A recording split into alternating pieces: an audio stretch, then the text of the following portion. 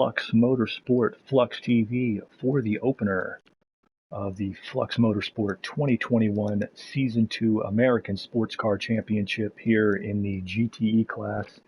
I am your host, Carlin Hicks, back with you for another season. This series made its debut a season ago, and we saw a fantastic championship that came all the way down to the wire and was won by CDN Trooper, who coincidentally, the Canadian driver, not running in the GTE this season.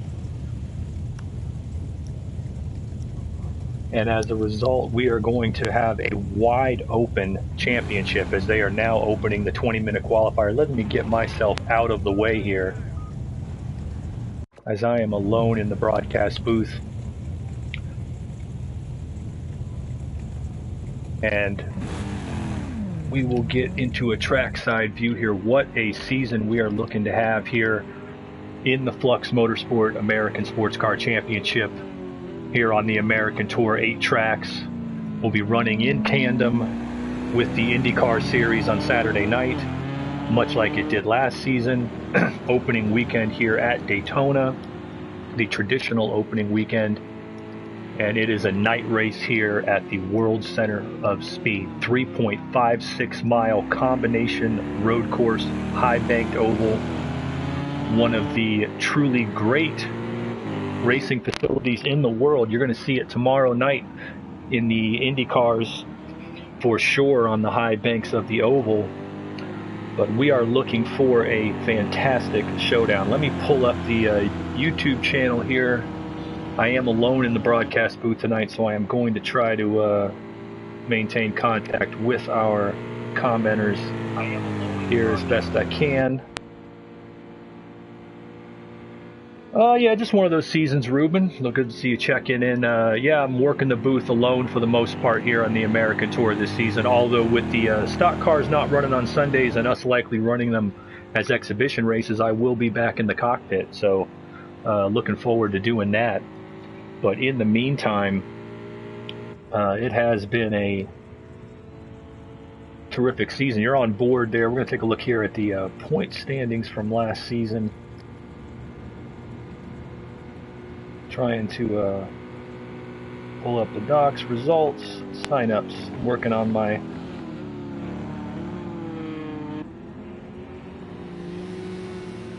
a number of docs here to get my information together.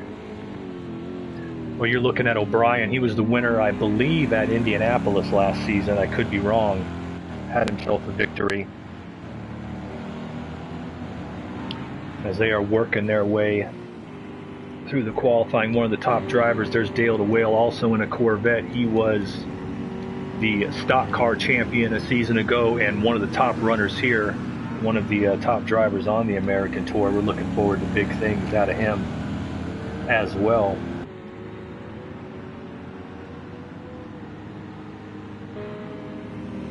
Give me, as I'm working my way through some docs, get you some more in-depth information as these cars out here for the 20-minute qualifying session. Using the draft here with another car on the oval can help you out, pick up some time. It can be a help or a hindrance during the race itself, because a lot of this race, as we see Dale going around through the bus stop, keeping it off the walls though, no harm, no foul.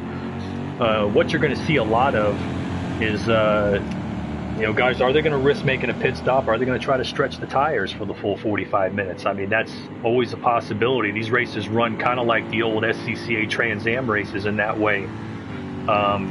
You'll see some guys, we saw a lot of drivers last season that ran mid-pack for the first 20-25 minutes of a race, and then all of a sudden would come shooting up towards the end of the race and end up on the podium. And this was a championship that no one driver won more than 2 races. There were 4 or 5 different winners.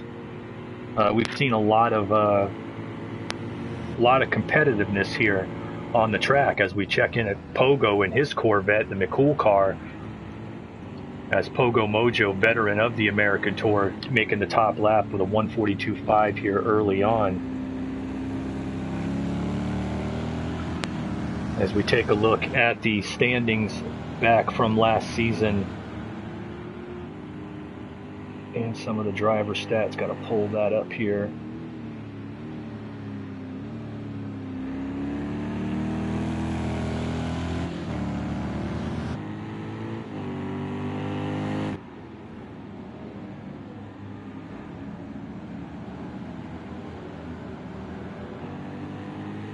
It's going to be a problem all night working this dock,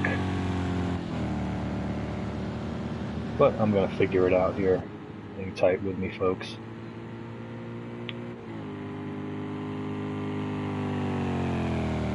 Got 1,000 lines, so it's being very particular. There we go. Anywho, as we said, CDN Trooper took the championship with 1 win last season. You are looking at the number 28 Team Paris Spirit car of Super Crusher, another top American sports car driver. He was second in the championship last season, just 5 points back, picked up his first career GTE class win in the penultimate round at Laguna Seca, if I'm not mistaken. And he is running on that Team Paris Spirit team this season in the American Sports Car Championship with his teammate in the 29 car, I believe, and that's Revs Martin, and that is a father-son team. Revs made his debut last season in the final round at the Texas Motor Speedway road course, and those two, father and son, the 82 car, excuse me, they will be running together as teammates this season, and we'll look to see what Revs can do. You can see he's got the front end banged up. They'll definitely be doing some work during the Parc Ferme section of after the qualifying has completed.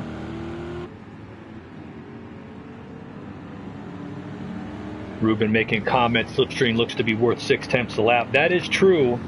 That is absolutely true, Ruben. However, there is something to be accounted for, is that's if you're working.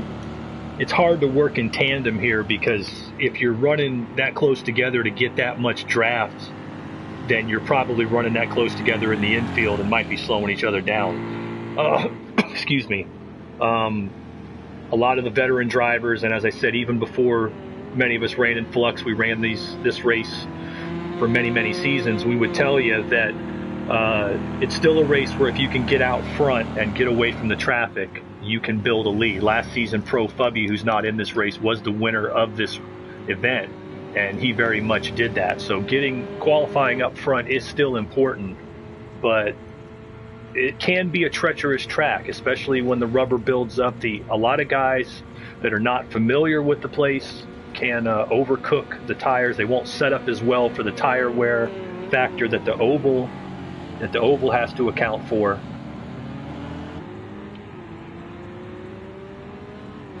But it can definitely be something you have to put in your mind, obviously.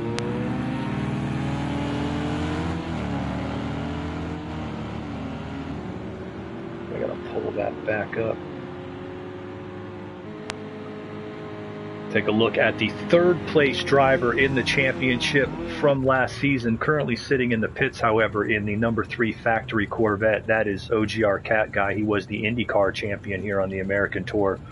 Third place in points, had himself a terrific season last year, picked himself up a win, had 4 podiums total in the 8 rounds, and he is definitely going to be a championship contender. Me and him go way back, racing across multiple sanctioning bodies, across multiple disciplines. Cat Guy is as prepared as they come when it comes to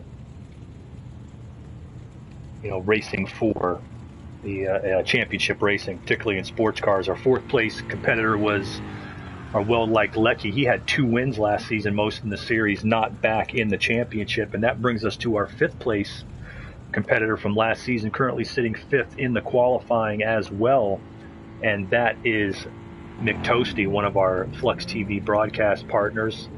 You all will be familiar with him, another top American driver. Mick Toasty just jumping up into 4th with a 1:41.9, hitting back in the pits. He was 5th in the championship a season ago, did not pick up the win, and in fact had just 1 podium, but was very much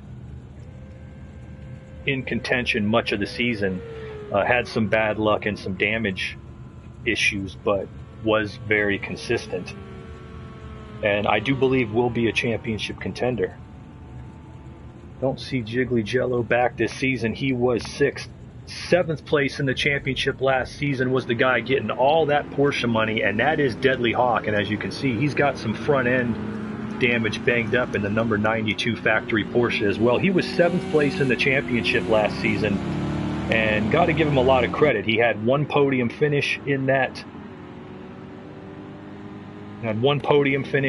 Porsche. Did a great job working on the car, and is back again this season with it, looking to improve from that 7th place finish. As you can see him kind of limping it around here as we're down into the last half of the GTE qualifying here at Daytona. 8th in the championship. Green Gaiman was scheduled to be here. He is currently serving a PSN account violation, so he fought the law and the law won. We'll hope to see him back next week. 9th in the championship is currently the guy at the top of the table, and that is Pogo Mojo. Pogo, longtime veteran of the series, a guy that we really expected to do much higher than 9th last season. He only had one podium finish, did pick up a pole, did pick up a fastest lap, but he seemed to get in a lot of fracas, if you will. A lot of damage, including this race last season. Took damage on the first lap and only managed to finish 10th. If he can keep the fenders on it, you're talking about a guy who is a definite championship contender. He's fast, he's consistent, and he is not afraid to race you wheel to wheel. Known for being a very competitive driver, hard-nosed driver, and a fair one. So looking forward to that. 10th place was Harry, no longer in the championship. 11th in the championship last season was O'Brien. He's back running the other factory vet, the number 4 car made famous by Johnny O'Connell and Jan Magnussen. O'Brien, another top contender. 11th in the championship. He only ran in 5 events, but he did have a win. I believe it was at Indianapolis. I could be wrong. I could look it up here in a moment, but O'Brien did have a win last season. He also had a win. He had 2 podium finishes overall and a fastest lap. This is a guy who's another definite championship contender in that Corvette, and I'd keep an eye on him. Muttley back in 12th in the championship last season. He was the mainstay of the Ford GT team from down under. The Aussie driver and a longtime veteran, has been known to put up the odd top 5 and podium finish, but he has been slogging away in that Ford, trying to get it up and running for him, which I believe it can. I believe it can be just as competitive as the Vets and the Ferraris, provided you put the work in and are able to keep it clean. Muttley had a couple of races where he was looking fairly good last season for a podium finish and saw it slip away at the end. Ty Joe is his Ford factory teammate there. Another guy finished 13th overall in the championship last season. Did have a podium finish, but he also had a lot of bang-ups during the season. We're looking forward to him being having the car. And as we said, a lot of the European drivers not as familiar with the American tracks as the Americans and a few of the Aussies are. So I think Ty Joe's maybe my sleeper pick. I think he will be a top 5 driver this season. It's just a matter of putting that together. We see Luke back this season as well. He managed to pick up a single podium finish last season as well. Just a fantastic championship that we're looking forward to. Let me check out our comments here.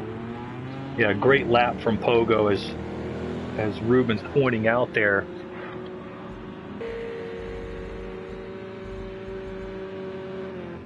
Here we've got in the number 26 Caporal Corvette, that is Chris M94 Sport. He is a veteran of the Flux Motorsport European Tour Championships, a top-notch sports car racer, and with the cancellation of the GT3s, he is over here jumping across the pond to race in North America in the Flux American Sports Car Championship on the American Tour. We're glad to have him over here.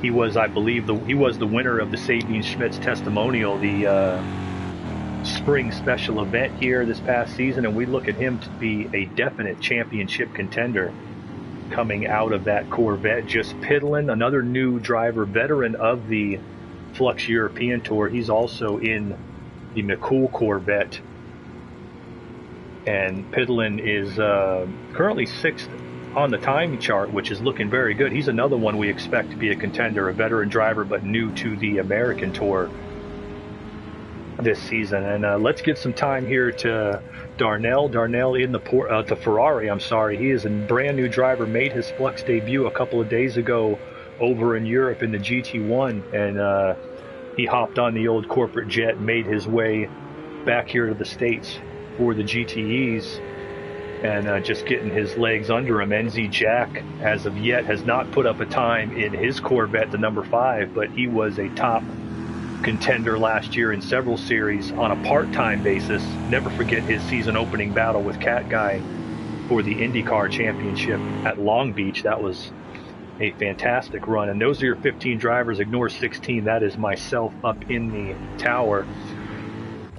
Pogo sitting in the pits. We'll go with the highest runner here and get a look at the timings, give you guys an idea of exactly where they are, as we are down to under 4 minutes to go in qualification here at Daytona. Quick look at the schedule for you on Friday nights on the American Tour, 8 p.m. Eastern, 1 a.m. in the UK, here for the American Sports Car Championship running at Daytona. This week will be at the desert track at Willow Springs in week 2. Week 3 takes us to the famed street circuit at Long Beach.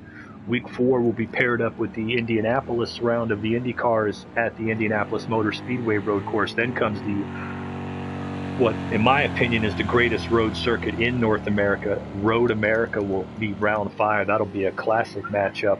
Round 6 will take us to the former Grand Prix circuit at Watkins Glen. Round 7 goes to Laguna Seca, and round 8 closes up, paired up with the Indy cars at the Texas Motor Speedway road course. So a fantastic run here. I'll give you take a look at the American Tour schedule as well. The Indy cars run on Saturday nights, 8 p.m. Eastern. Those, I will be calling that in the booth as well. And although the Stock Car Championship on Sundays was canceled for points, we will be running community races during that time, exhibitions with those stock cars. So those are open entry events. So we encourage all the Flux Motorsport drivers to come out for those. They will be first come, first serve. Basically, we'll run them just like the championship races, but like any open event for the community drivers on an unofficial basis to help build up the driver base again. But looking forward, hoping to see you guys out Sunday for that, but definitely tomorrow for the Indy cars. We had a couple of great races this week over in the Flux European Tour, and that included, it looks like Cat Guy had a problem. 2 minutes to go. I'm hoping he can get back in, but Cat Guy suffering some motor trouble there. That would be a top contender. Let's hope Cat Guy can get back in here to this race. That would be a shame for him to have mechanical issues here, motor trouble right before the race. But definitely great races in the touring cars and GT1 on Tuesday and Thursday. Watch those on Flux TV on YouTube. They are fantastic events. Broadcast team did a terrific job on those as well. I'm a big fan. Catch those every time. Yeah, it looks like Cat Guy might be having trouble. Maybe I can get him up in the booth, but that would be a shame. That would be an absolute shame for Cat Guy.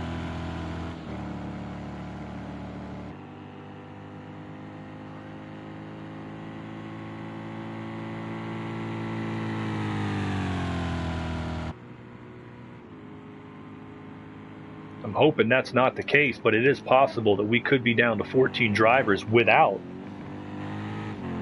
as we said,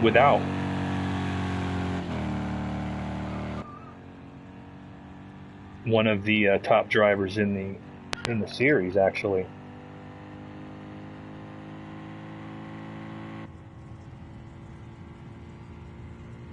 Let's hope that he might be able to get back in here, but he's a definite championship contender and does not want to take that kind of a hit, excuse me, this early in the season. On board there, down into the final seconds here of qualifying at Daytona. It looks like Pogo is going to sit it out.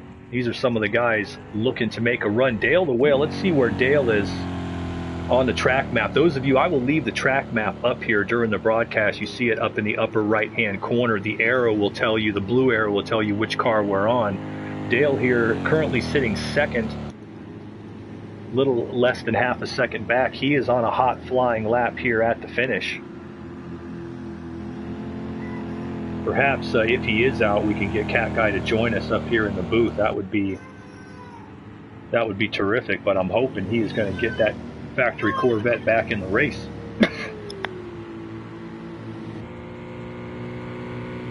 Excuse me, gentlemen, sorry about that.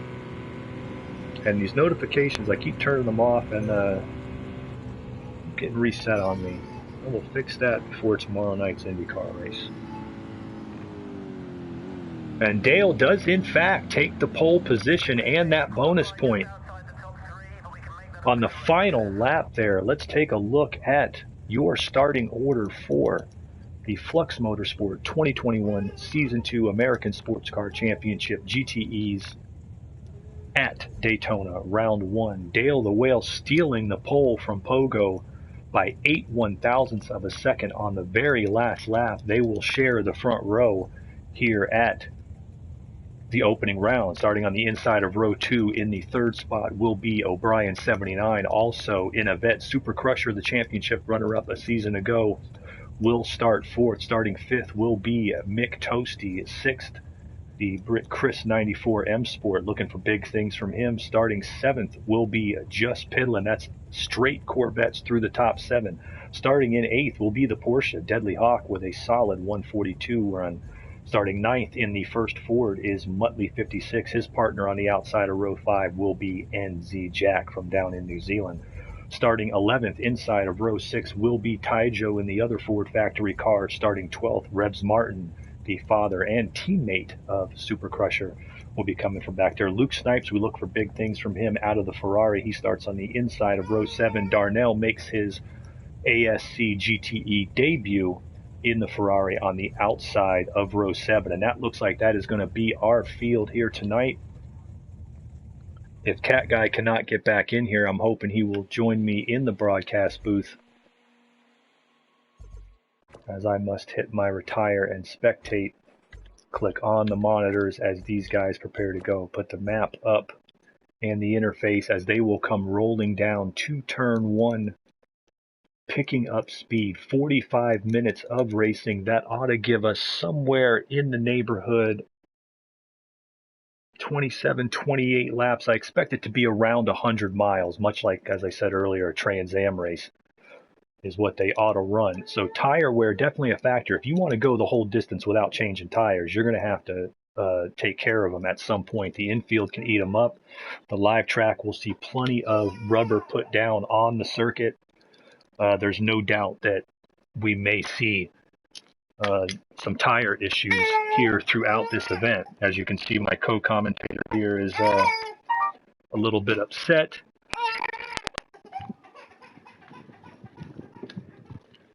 As we're going to try to get to the start. It's fantastic.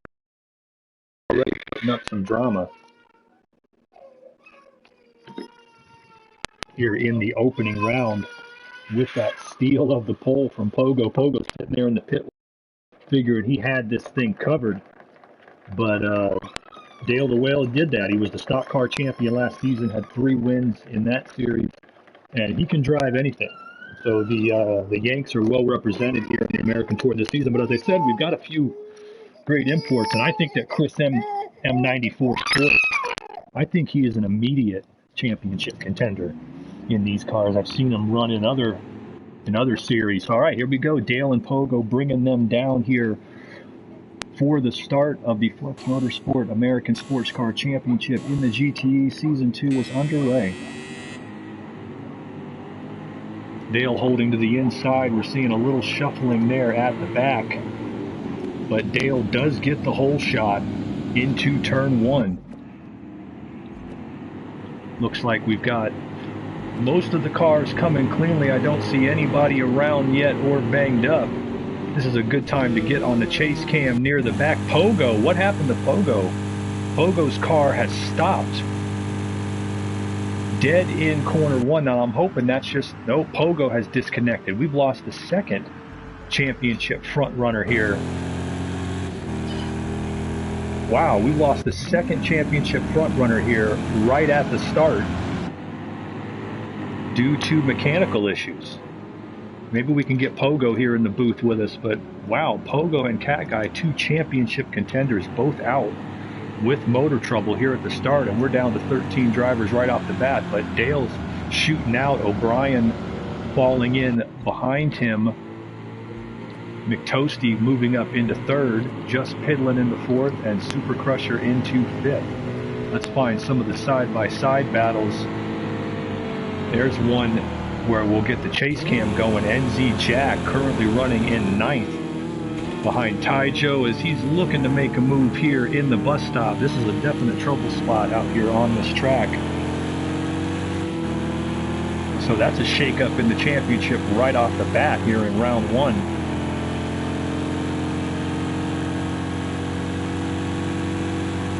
As the cars will string out, but trust me, on the oval here, the distance to the eye is deceiving, because one burp of the throttle and that car will be right on top of you. So I think the guys are going to settle in here. Daytona has a way of rubber banding. When somebody goes around, I believe that was Muttley. That's right, Muttley in the yellow Ford GT. He goes around losing traction here on lap 2. He's going to have to pick it back up and gets it going. These 3 cars very close together. There we are. Let's go ahead and give some onboard time with Taijo in that Ford GT in 7th place. He's trailing Revs Martin. Revs Martin moving all the way up from 12th at the start up into 6th place, and he's right behind his teammate and son Super Crusher, who's running in 5th. So they've managed to take advantage of some of this as we see Taijo in that Ford GT, which is perceived not to have quite the muscle as the Corvette. We'll see what kind of setup he's got on this thing, and if he can keep up with Revs Martin here on the oval. You can see the car strung out, but not terribly so here in the early going.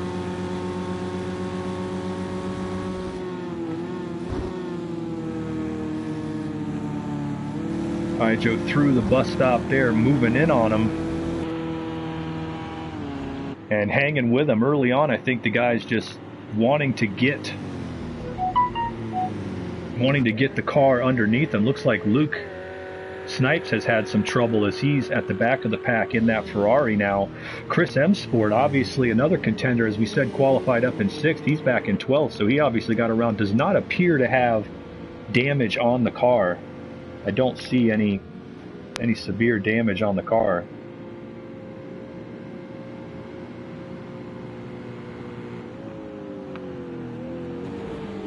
As he moves past Darnell in that Ferrari. Darnell trying to hang on to it. Does a great job there. He's still got all the fenders on it, so I would not be worried if I was Darnell. He was 16 seconds back early on.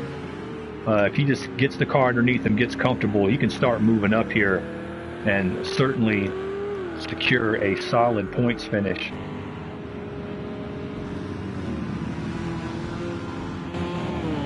All right. We've got a 3-car battle, and I believe the chase cam might be the best one for this. We're on board with Taijo again. That's Revs Martin and Super Crusher in front of him. You'd like to assume Revs is not going to dive bomb his son and teammate up here, as we'll jump on board with Revs in that Corvette. But he's getting such a draft here off of Super Crusher. Let's see if he makes a move. I believe, no, he's going to hold back. They are running in tandem right now. We'll see what that does for their lap times. They are about a second off of where Dale and O'Brien are running, but Dale and O'Brien are running laps way in front of the field at this point. Now, like we said, they may have more aggressive setups, so you have to wonder if the tire wear will come back, especially if they are planning on not pitting. If they're planning on not pitting, do they have too aggressive of a tire setup? Because we definitely have seen that happen here. I've had some great battles here in events at this track where it came down to that. It came down to the fact that whoever may have been faster early on, but tire wear brought them back. And these two battling it out as Taijo moves into 6th, going inside of Revs Martin. NZ Jack has moved up past Deadly Hawk into 8th, as Deadly Hawk's fallen back to 9th after that solid qualifying run.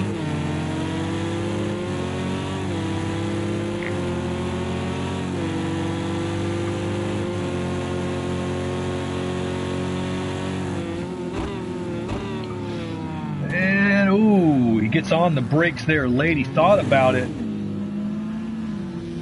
And Revs Martin's going to lose a couple of positions. Did a great job avoiding the contact and avoiding the penalty, but so we got to give him credit there. But the problem with that was the move was a little late, and I don't think it had much of a chance of working.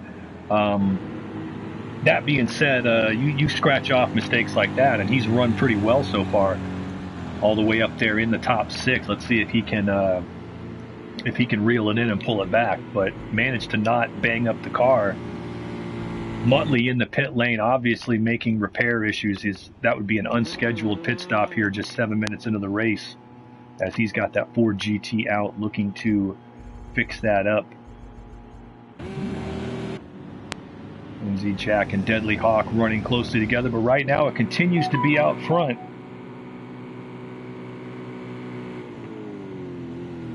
And we've got Dale the Whale took that pole with Pogo having the motor issue disconnect at the beginning of the race. He has jumped out. He's got a 2.5 seconds on O'Brien here in that number 21 Bend and Eaton Corvette.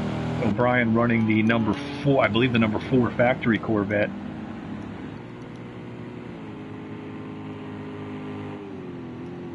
As they come through the infield, working lap 5, let's take a look at O'Brien. Get some cockpit time in the vet as he's looking ahead 1.1 seconds to Dale the Whale. O'Brien, a driver who won the predecessor of this event before. He is very experienced here at Daytona in both GTE cars, GT3 cars, and prototypes. Whatever sports car is running, he can run that car here. And was about a second, well, about a half a second faster on that last lap as he's starting to move, and he's just close enough to start picking up the sniff of the draft. And the key here is not to be too aggressive. O'Brien is a smart driver. I believe he's going to try to keep the tires on it. I do believe the top drivers are going to attempt to stretch him. They're going to attempt not to pit in this race. And if that's the case, it's just like the old SCCA Trans Am battles between say Tommy Kendall and Boris Said, or Willie T. Ribbs and Scott Pruitt or something. It comes down to who has the most in the second half of the race, and we saw it several times last season. Guys that were running 5th, 6th, 7th through the first half of the race just came on and came on and came on, and now he's on top of him. O'Brien's got that vet right on top of Dale the Whale, so we may have a battle for the lead here 9 minutes in. I'm thinking he doesn't want to wait. He wants to get out front and control the pace of this race, and right now he is out front running the fastest laps on the track. Slipstream aided likely there, but still. With the attrition we've already seen in this race, O'Brien knows he can. A win here would definitely put you in the driver's seat for the championship the rest of the season, as he goes inside of Dale, and we may have a new leader. O'Brien, will he make the pass stick? Will Dale the Whale fall in? Yes, he does on lap 6. O'Brien makes the first pass of the lead for the season. but I don't know if that's going to last. We're going to put the focus back on Dale because I think he's going to come back to the inside. They are going to fight for it here 10 minutes into this race.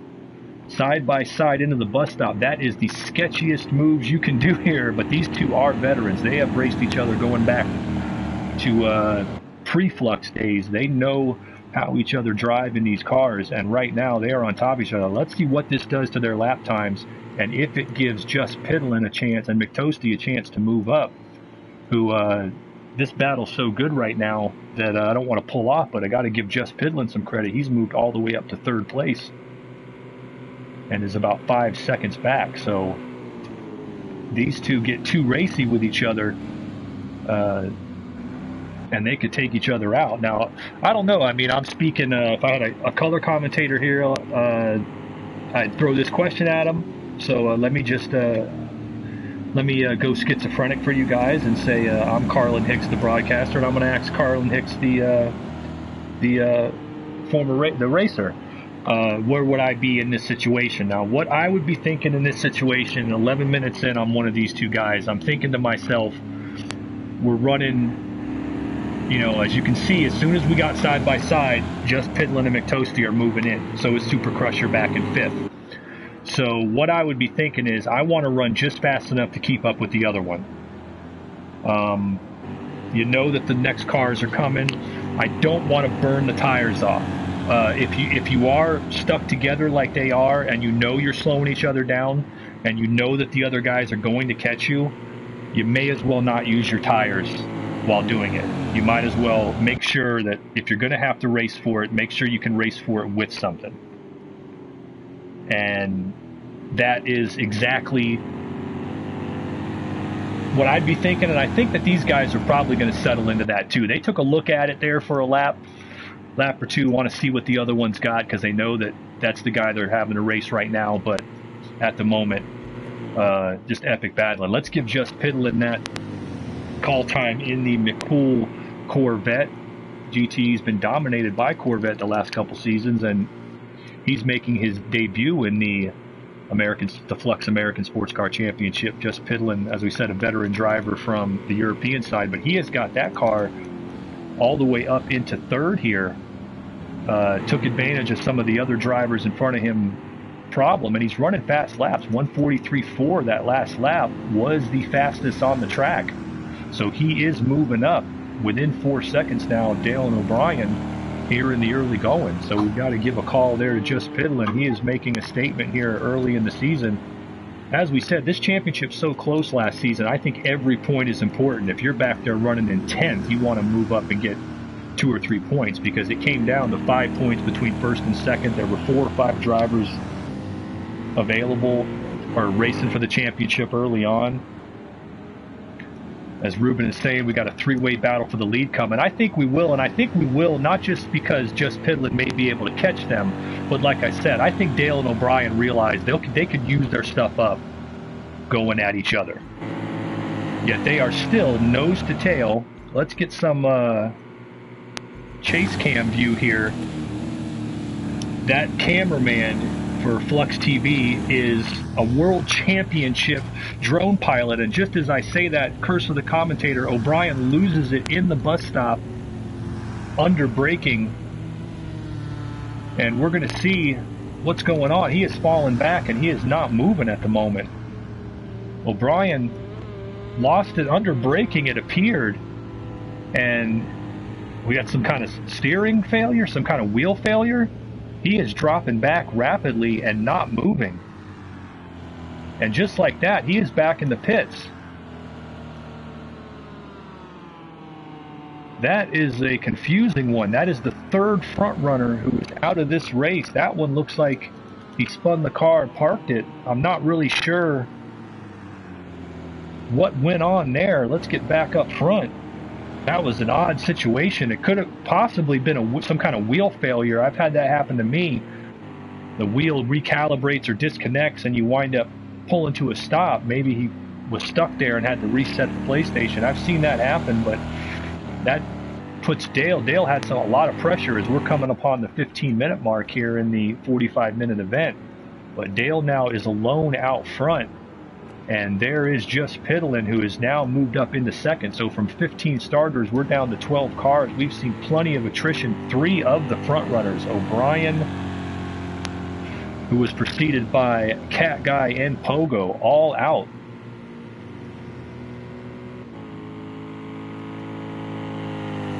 So the opening round of the championship giving us some drama.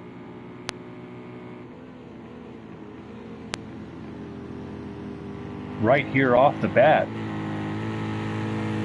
Now let's see how Just Piddlin can match up lap for lap now that they're running pretty much alone. He's moved all the way up to second now with all that going on. Does he have anything for Dale, who is out front? McToasty, meanwhile, 7.5 seconds back in third, but as of yet not lapping up in the range of Dale and Just Piddlin. So we'll see what he has here. Would love to get a podium right here on the start. McToasty is a patient and smart driver. He knows that finishing right here will put him in line for the championship, especially when you see all these guys not scoring at all with the mechanical issues.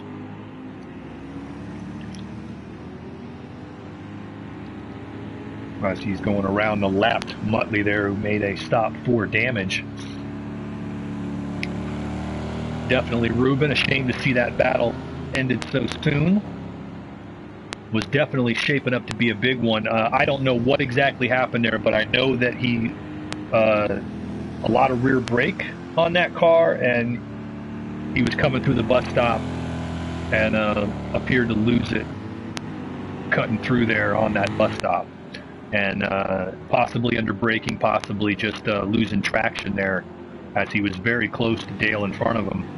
And either way, steering failure, whatever it was, blown fuse, he's out. Let's take a look at our timings and see how much that's going to come factor in. Just 1 second penalties at the moment. Super Crusher there running in fourth. As we said, the runner-up in the championship last season got his first ASC win at Laguna Seca. So he'll be looking for his second career win in the series here today. Currently running 14 seconds back, lapping in the 144s. And looking to try to gain on McToasty for that possible podium spot. Getting those extra points are worth everything here in the Flux Motorsport Championships. He's got about 5 seconds, 4.5 seconds now on Taijo, the top running Ford. Coming from the back, we saw him a mainstay in that car last season. He's now moved up to fifth. I believe Taijo could get a little more out of that thing. I think he's running it carefully. As we said, he had a number of incidents last season that were not necessarily of his own doing, and I think that he's going to have a definite shot. He's running in fifth here, and he is moving up on Super Crusher. So we'll see if he's got the lap time to gain in on them at all. Super Crusher's teammate and his father, Rebs Martin, making his second start in the series after the debut at Texas last season, and gotta say, looking pretty well. He qualified 12th. He's currently running in 6th out of the 15 starters, so he's got a shot here at getting himself a very decent finish to open up the season. His last lap, a 1:43.9. That is a very competitive lap time, as you're just starting to see Dale and Just Piddlin's laps start to come down a tad, perhaps tire wear settling in. If anybody's got a pit stop strategy in this race, you're going to see it here pretty soon, somewhere here near the middle, I would imagine. Most guys probably running hard tires to try to maximize their run, but you never know. But Rev's looking very good. As we said, he lost it earlier here, had a spin, didn't damage the car, got the car going, and has managed to be lapping pretty well. And as we said, just hit a 1:43.9. We'll see what he's doing this time by. You can see him on the track map coming through NASCAR 3, now through NASCAR 4 onto the front stretch, and running in 6th place. And that could be a very good points day for him.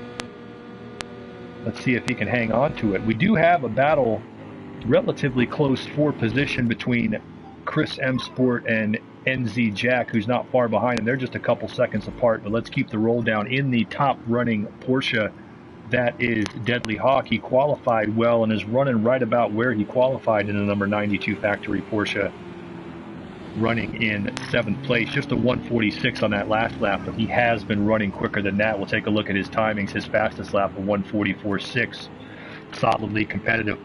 A lot of people have said that the Porsche may not be best suited to the big fast tracks like Daytona and Road America here on the American Tour, but Deadly Hawk knows the score, and if he can just keep grinding away, any more attrition, he could find himself moving up.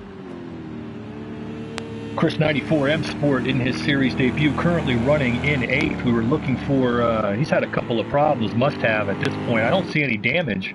He's running very quick laps. His 143.5 puts him up there with the leaders, but he's got some ground to make up. 34 seconds back, running in 8th place and having to deal with quite a bit of traffic. I definitely think this guy, if he can get the grips with tracks he might be, I'm not certain, but might be not as familiar with, I think he's definitely a championship contender. And here in the first race, let's just try to see what he can get out of it.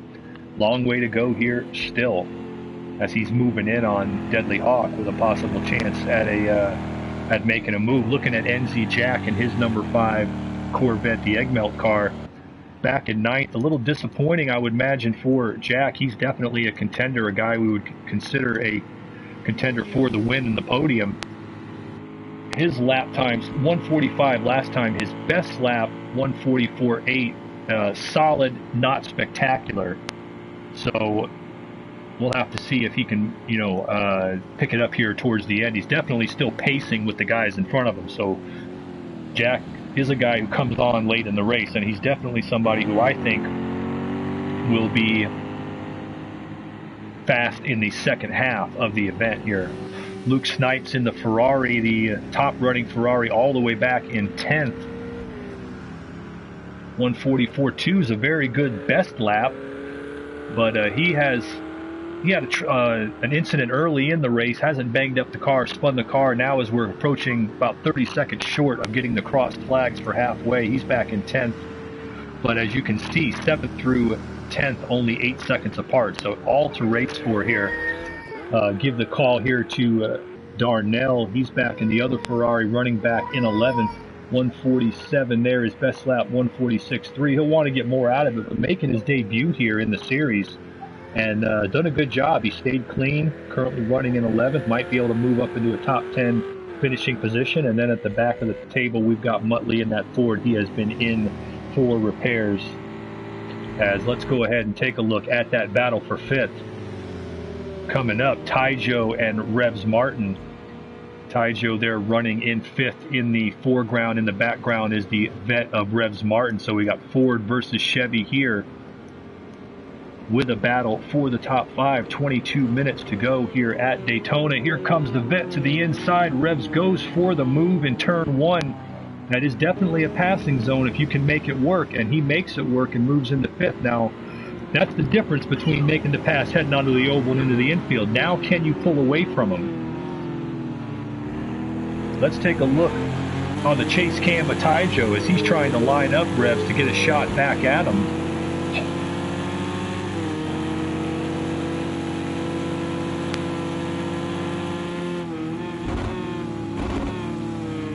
Here through that very tight right-hander, coming up on turn 6, heading back onto the oval.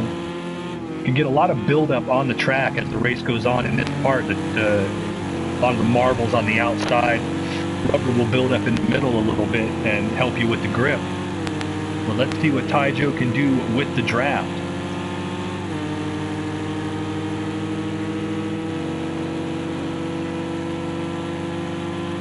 Immortalis asking a question there, saying Taijo looks to have cold tires and might have been a poor decision to go with hards. I'm not sure if that graphic would be accurately reflected, Immortalis. I've seen those, it's not showing the wear either. I don't necessarily trust the accuracy of the temperatures in the graphic in the online rooms. That being said, the oval here, and we got a warm enough track here. It's 85-degree ambient temperature, 91 on the track at night. That's pretty much an ideal track temperature. I would imagine the tires are That's possible, yes. Might be for my car in the pits, but at the same time, what I would say here is that you are going to have colder tires on the oval. Oval doesn't heat up the tires the way that at least the left, especially the left sides, quite the way it does the rights. That being said, I don't know that I think anybody would have tried softs here. You know, with the softer compounds we use in Flux, aka accelerated tire wear. And I said, this race runs just like a classic SCCA Trans Am race. The distance we're running works out to 45 minutes, about 100 miles usually, give or take. And at that length, guys are going to try to do it without pitting. And you need every last bit of rubber you got to make it work.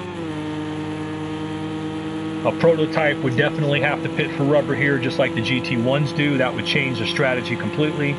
But the GTE cars, most guys I think would go with hards. You might have seen a couple of guys go with a stagger. I have been known to run hards on the front, softs on the rear, and stuff, and combinations thereof before in these cars. So you never know what somebody might try. These two still right on top of each other. Meanwhile, up front, Dale the Whale still holding out here. He's got 3.5 seconds on Just Pidlin, but Just Pidlin has been picking up that lap speed.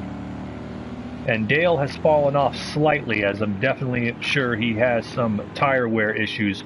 We'll take a quick check on the timing penalties. We have nothing serious at the moment. And these guys back on top of each other. Revs Martin and Taijo, as they head through the international hairpin on the infield. Taijo's still chasing up. That's the lap car of Muttley up in front of them.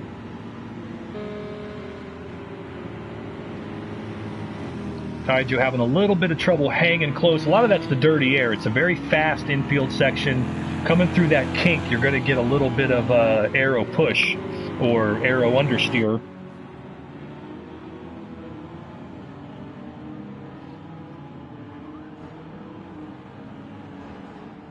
Oh, good to see you too as well. Immortals, looks like he had a little bit of trouble there for Taijo as he seemed to have gone around. I don't know if he banged it up. The nose looks a little askew possibly, but Immortalis said interesting mix of tires in the GT1s, becoming a big part of the action this season. Most people are staying clean here. That is true, absolutely. But tires are definitely a monumental factor. Revs Martin went around now. So that wasn't Taijo, that was Revs. I apologize for the miscall. He looks to have knocked the front askew a bit now, and we'll have to see how that's a shame. His last lap was a 1:43.2, and that was the fastest lap on the track. So that is a shame that he did that right there in the middle of that battle. We'll see if that car still has the nose relatively on it, or is he going to come in? No, he's coming. Is he coming into the pits? No, he's going to go. Hopefully he can keep that car out there and salvage this finish. Let's see how well that car does. He lost about 9 seconds, 8-9 seconds on that excursion, but he still has about 4 on Deadly Hawk in the Porsche. So we'll see how that sorts out. But he's been having an excellent drive here in just his second start in the series.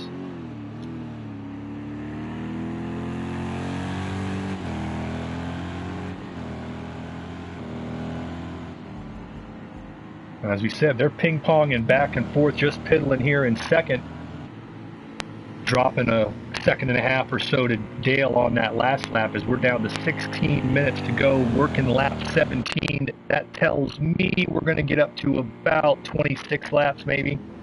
So still some time to go here, but if Pidlin's got anything for Dale, he's going to have to use it here very, very soon.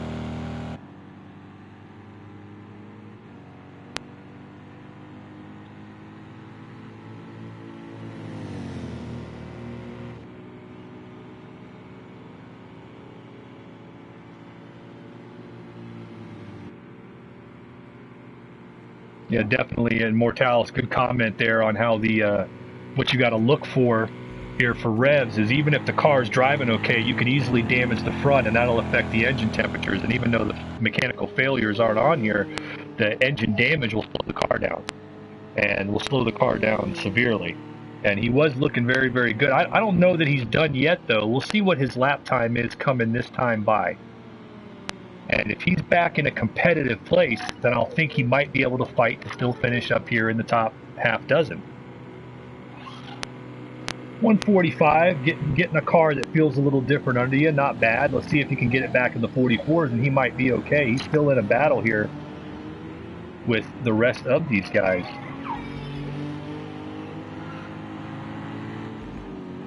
But back up front, track time with a spotless car. Dale the Whale took the pole on the very final lap of qualifying over Pogo. Pogo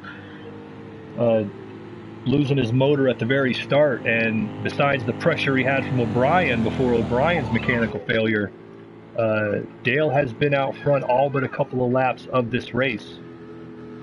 And back to running 143.2s. You got to remember the equalization. The tires will go continually, but you're also burning off fuel. And as the tires go and you're burning off fuel, it may be that the loss of the weight advantage outruns the loss of the tire grip, and you'll get faster. I used to call it, when running in a variety of cars, including stock cars, Indy cars, sports cars, whatever, I used to call it, some cars have pockets.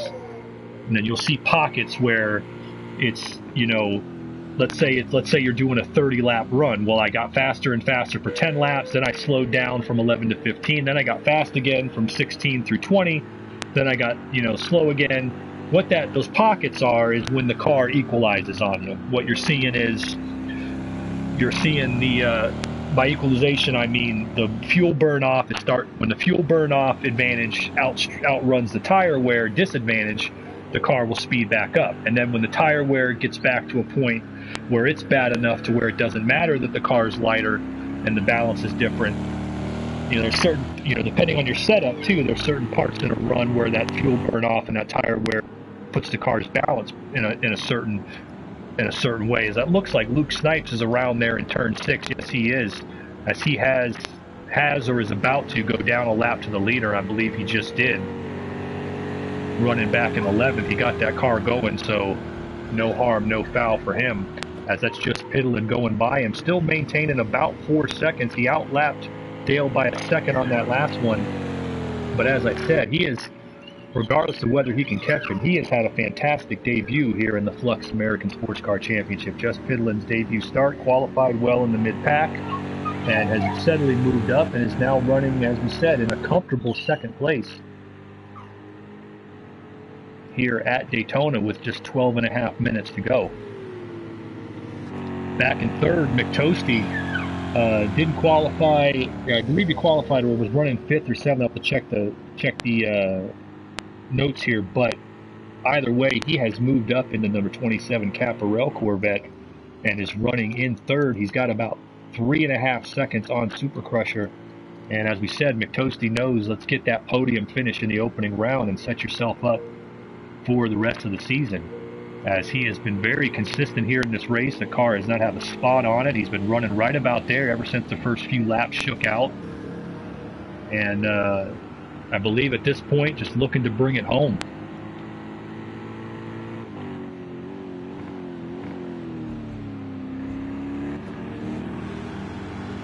And there's Super Crusher, our championship runner-up from last season. We're getting a little late in the show, and I probably should do a track walk. Who is the closest to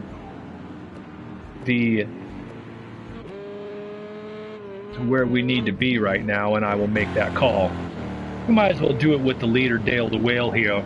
A little late, but I'm going to go ahead and get to track walk. Ruben Martin has a question: what positions get points? All 16 positions get possible points, and it works on a scale. You can find it on the Flux Discord channel.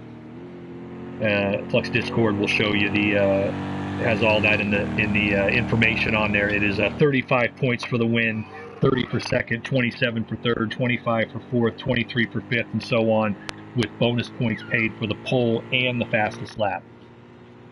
So getting up there in the top 3, top 5 is really the key. If you're consistently on the podium, consistently, as I said, the champion last season had about had 3 podiums, had about 3 full podiums, 1 win out of the 8 rounds. If you can consistently be in the top 5, you are going to have a definite shot here. As Looks like I missed out. We're going to give McToasty then the cockpit view as he's coming down the front stretch here at Daytona. 3.56 miles. You're coming down to turn 1. You got to get off the throttle, get on the brakes, get your braking done before now. You do not want to be on the brakes because you will spin the car right there. You roll through there. You're going about 70 miles an hour back through the little kink, and now you're coming up to the international hairpin. This is hard on the brakes. You want to get to the right as far as possible because you want to roll it off just like McToasty did right there. Now you're coming through the kink. If the car's working well, it's flat out. Usually there might be a little burp. He does not. He has everything working perfectly as he comes to the hard right-hander in turn 5. This one is a little off camber, might make you feel like you're sliding towards the outside, but now you're coming to one of the most important turns on the track, turn 6, getting back on the oval. Do not want to lose too much momentum here. You want to get on this car as hard as possible as you are now on the throttle hard all the way down to the bus stop. You're going to be maxing out. Speedo is going to be in the range of 170 miles an hour by the time he's done. Well over 170 by the time he's done as he comes to the bus stop.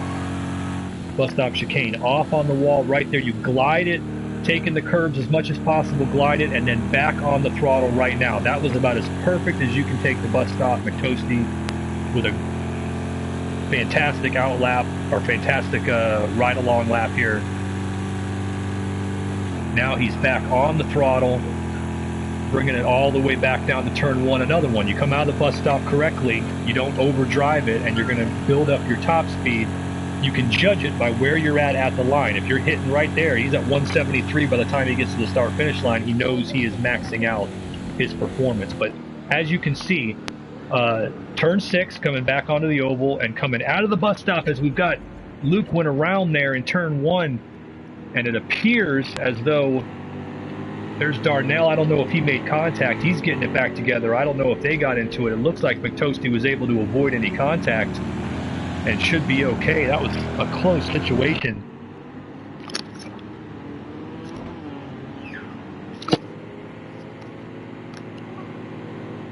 That was a very close situation, but a very good ride-along lap there by McToasty. Meanwhile,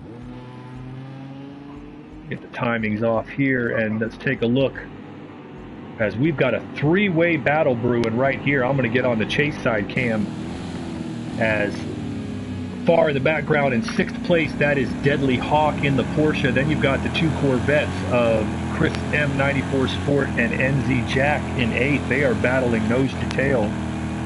It looks like Revs got caught up in it though. Definitely, he came in late to that, so it looks like he may have made contact with Luke. Let's take a look real quick and see what Revs has on that car.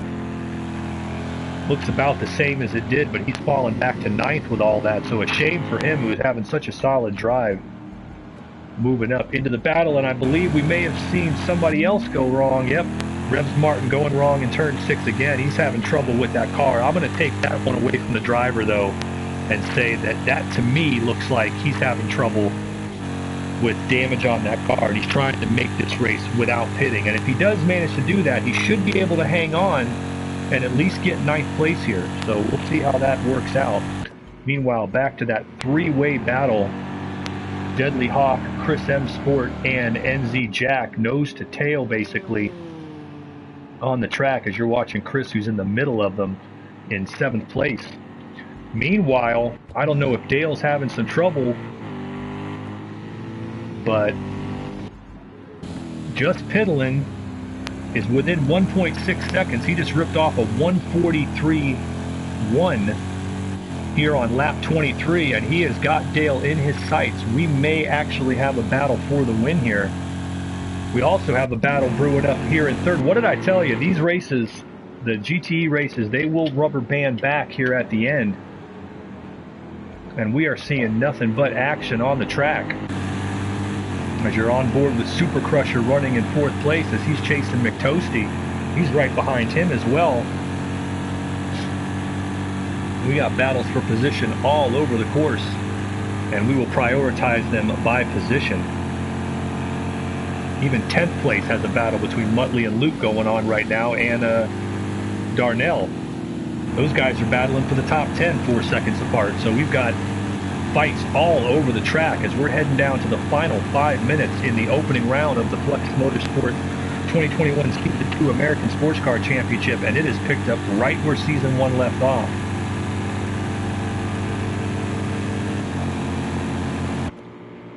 Let's see what he's got for him. Super Crusher picking up that draft. In this battle for the podium, he's going to try to get to the inside. He's under braking. Not quite there. He might be there. I think he's there. And Super Crusher makes the pass coming through turn 1 here on lap 24 to take third place, but that battle is far from over. McToasty going to be right behind him. Let's check in with these guys. They are still nose to tail on top of each other.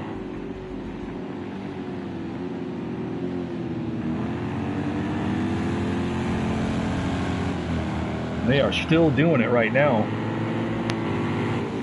That is a good question. Let's check on we have a question about Super Crusher's penalty, so I'll check the timings there. Super Crusher has a 3-second penalty. That is the biggest one on the track right now. Excuse me, and what that's going to mean is that he has to have a 3-second advantage on McToasty at the end here to hang on to third. So McToasty might be thinking, let him go. I'll stay in his draft here in the last 3 or 4 minutes, which is only going to be 3 or 4 laps, and try to hang on, and I'll still get that podium. But no, I don't know. That's a gamble, because if you come on that last lap and you come to the bus stop and get a little squirrely like O'Brien did, and it's over. You're not going to be within 3 seconds, so we'll have to see. These guys are still all over each other. We got a battle back here, Luke and Muttley. They're right on top of each other. Oh, they're side by side again. This time, McToasty goes to the inside into turn 1. Can he hang on to it? There's a little bit of contact. Excuse me, a little bit of contact, a little door banging, but no harm, no foul, and McToasty takes it back. So it looks like coming out of the bus stop, these guys are setting each other up, going down into turn 1. Both of them have cars working well coming out of that bus stop.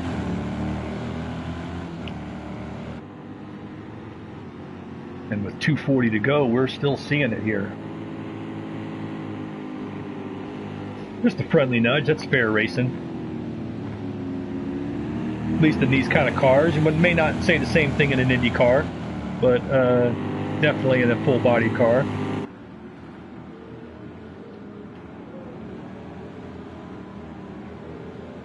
They come through turn 6 under hard braking. It looks like just Pidlin lost his fight to get up there. He's also got a 1-second penalty in addition to the 3.5-second gap to Dale the Whale, so that might have been the story for getting a win. Nonetheless, shout out to just Pidlin for what's been a spectacular event for him. Spectacular run for him, really.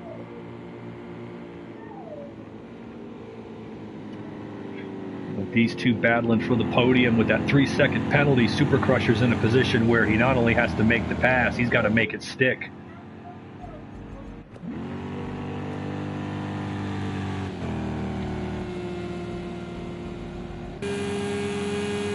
Deadly Hawk and Chris, I believe they're both nursing the same length of penalties. Yes, they are. So that is a straight-up battle for 6th on the track. Deadly Hawk trying to get that Porsche to hang with Chris.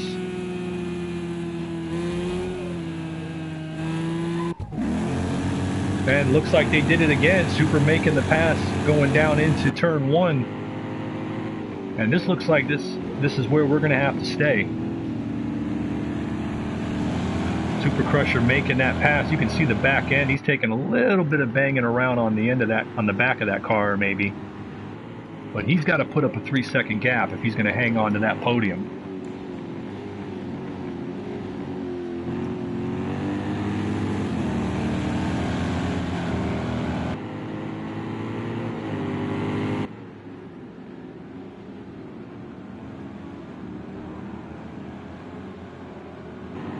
Battles for position all over the track, and I just don't think he can build that gap enough. Let's see where Dale's at.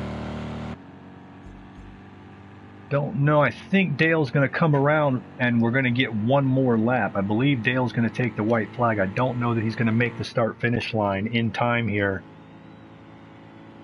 And we may get one more lap to go. 8, 7, 6, 5. Yes, we are. We are going to be taking the white flag now. And Dale the Whale, your leader and pole sitter, is on the white flag lap.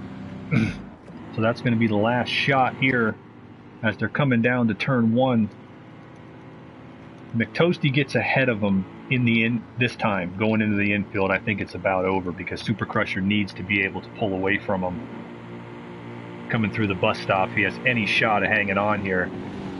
McToasty knows he just needs to hang with him.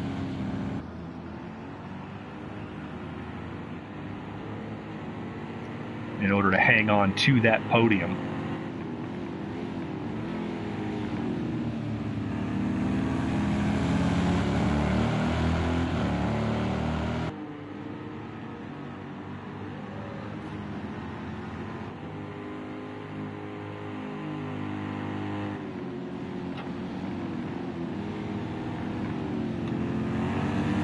But right now, he just can't seem to quite get away from him, and as a result, I think that is going to wind up flipping and putting McToasty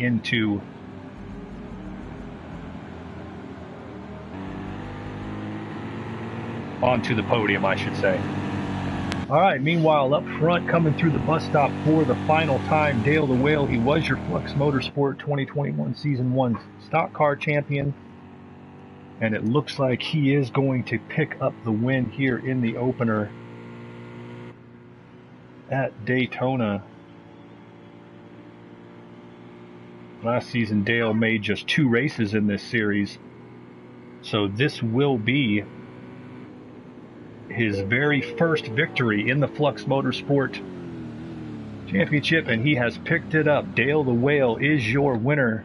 Just Piddlin brings it across in second. Gonna let them run it down, but Dale the Whale,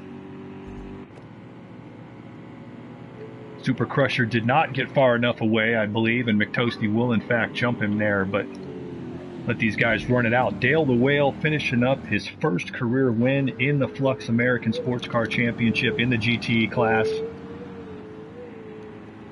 Just his 3rd start in the series, but a fantastic run. He took the pole. We'll have to take a look here and see if he got the fastest lap at the end and picked up a clean sweep, a clean point sweep of the weekend. But a great start, especially with 3 of the other top contenders, O'Brien, Catguy, and Pogo, all suffering mechanical issues. Just what a fantastic drive. He had that Corvette out front for all but I believe 1 or 2 laps as he went back and forth with O'Brien for 3 or 4 laps until O'Brien's mechanical failure. But just another fantastic drive from a Flux veteran, and he brings it home and will take the points lead heading into Willow Springs. Just a fantastic run. As we said, he does not have a mark on that car. He ran quick without putting the car around.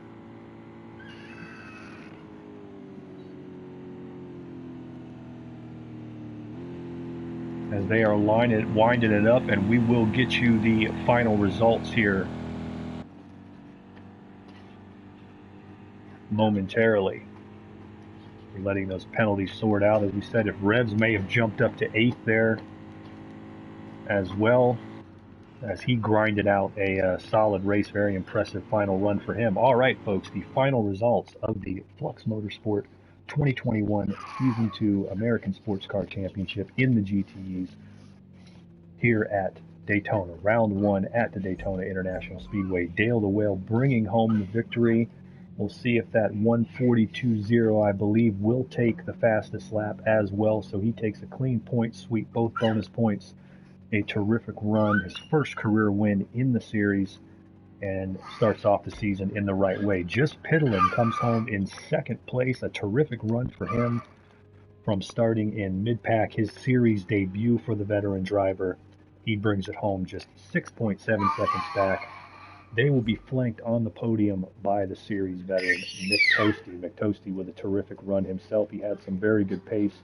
It's Corvettes all across the podium. Those 3 will be spraying champagne here at Daytona. Super Crusher, last season's series runner-up, brings it home in fourth. He had a great battle going with McToasty, also in the vet. Ty Joe drives it home in fifth in that Ford. You got to give him all the credit in the world. He was at the very back of the pack, I believe, at one point. Drove his way all the way up to fifth. Has a very good final finish. Coming home in sixth, Chris 94 M Sport. Didn't start the race out how he wanted, getting into some early trouble, but the veteran driver in his series debut drives it all the way back up to sixth place, gets some good points. Same can be said for NZ Jack, who brings it home in seventh. Revs Martin comes home in eighth place. He had his ups and downs, but had a good run and will be happy coming home with that eighth place finish. He had a shot at the top five, but solid run for him in just his second career series start. Deadly Hawk, late problems. He had a shot at the top five. Late problems for him drops him back to ninth in the Porsche factory car. Muttley will bring it home in 10th place in the Ford after sustaining early damage. Luke Snipes will bring home 11th place points, and Darnell in his debut grinds home that Ferrari in 12th place. Well, that's going to just about wrap it up for us here on Flux TV tonight. We will see you tomorrow night back here on the Flux American Tour for the Flux IndyCar Championship, the American Tour right here at Daytona. We will have the Flux IndyCar Championship on the Daytona International Speedway, the wildest ride in motorsports, 240-mile-per-hour cars flying around there. We hope to see you join us here. Make sure you check out fluxmotorsport.com for all information about joining up with the fun here at Flux. You can also get all the merchandise, swag, and exclusive discounts with some of our partners. All right, so for myself, Carlin Hicks, I'm going to have to say good night to you. We will see you tomorrow night at the IndyCars. Congratulations again to Dale Llewellyn.